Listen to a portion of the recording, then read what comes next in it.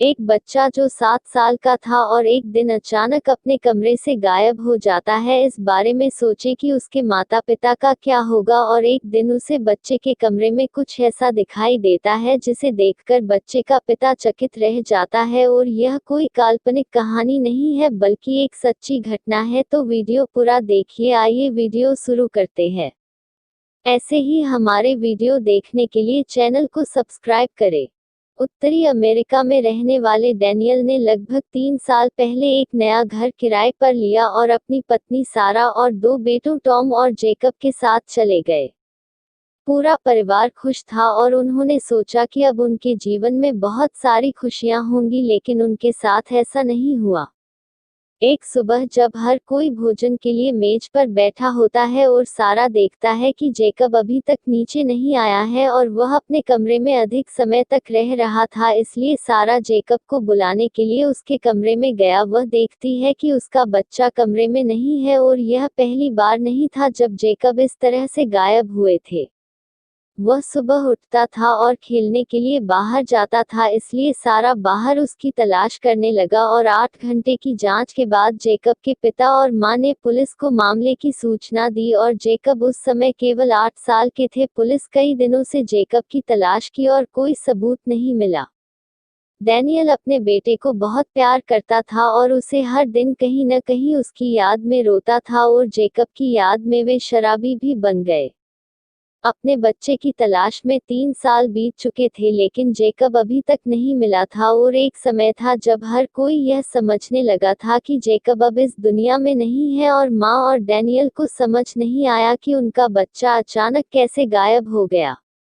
एक दिन जेकब को याद करते हुए उसके पिता उसके कमरे में गया और कमरा साफ करने लगा, लेकिन जेकब की यादें फीकी पड़ने लगी। और फिर उसने कुछ ऐसा देखा जिससे वह नाराज हो गया और उसने देखा कि जेकब की कोठरी के पीछे कुछ था और करीब से निरीक्षण करने पर पता चला कि टेप दीवार से चिपका हुआ था। जब उन्होंने टेप को हटाया तो उन्हें एक छेद दिखाई दिया और जब डैनियल ने हॉल को बड़ा किया तो उसने दीवार के पीछे एक अंधेरा कमरा देखा। जब डैनियल कमरे में गया तो उसे जेकब के जूते मिले। डैनियल ने जैसे ही जेकब के जूते को देखा वह रोने लगा और उसे कुछ अजीब लगा। और जब उसने ध्यान से देखा तो उसने देखा कि उसमें एक हथौड़ी, एक आरी और बहुत सारी चीजें थीं।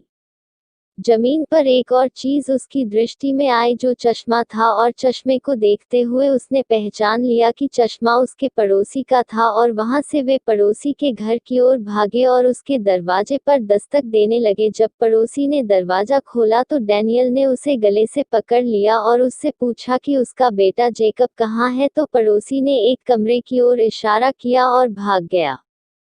जब डैनियल कमरे में गया तो उसने ढेर सारी कॉमिक्स पढ़ी देखी और उसका बेटा जेकब ढेर पढ़ने वाले कॉमिक्स के बीच में बैठा था। और मानिए ये कॉमिक्स कभी खत्म नहीं होगी। और बच्चा अपने पिता को देखता है और रोने लगता है। फिर पिता और पुत्र दोनों रोते हुए बाहर आते हैं, यह देखकर कि पड़ोसी और उसकी पत्नी दोनों गायब हैं।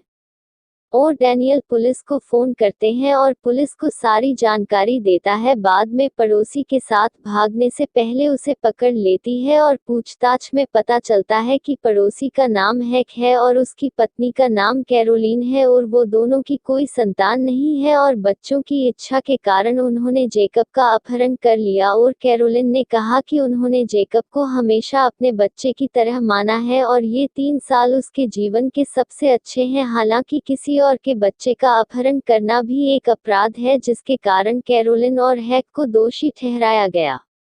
जब वह डैनियल से मिले तब जेकब 10 साल का था और उनकी मुलाकात के 1 साल बाद जेकब और उनके परिवार ने कैरोलीन और हैक को माफ कर दिया जो उनके पड़ोस थे और उन्हें जमानत पर रिहा कर दिया। और जेकब ने उसे एक पत्र लिखा और उस पत्र में उसने लिखा कि उसने उसके साथ गलत किया है, लेकिन उसके साथ कोई गलत काम नहीं किया है और बच्चे के साथ प्यार देखकर उसे माफ कर रहा है।